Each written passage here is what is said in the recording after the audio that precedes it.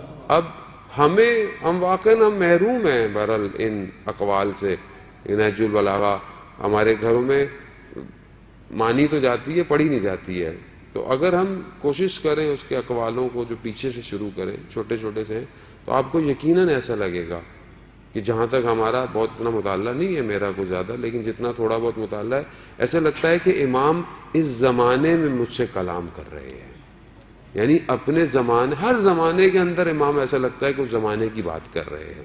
اور کیوں نہ کرتے، ظاہر ہے کہ وہی سب سے بڑے معلم بھی ہیں، وہی سب کچھ بتانے والے ہیں، اور جس کے لیے رسول یہ کہتے کہ انا مدینۃ العلم والی ان بابها، تو اس کے بغیر کیسے ہو سکتا ہے کہ چاہے قیامت تک کے جتنے بھی علم ہو اس سے امام واقف نہ ہوں.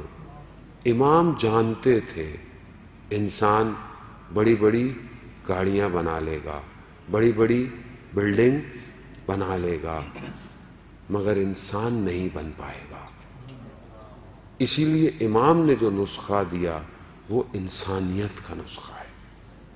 مگر کا امام کو نہیں پتا تھا جہاز کیسے بنیں گے. امام خود نہیں کہتے مجھ سے میں زمین سے زیادہ آسمان کے راستوں سے واقف ہوں. امام جانتے تھے کہ کیا کیا ہوگا، کیسے ہوگا، مگر کیوں نہیں بتایا؟ کہا کہ یہ بنا لے گا انسان، مگر انسان نہیں بن پائے گا.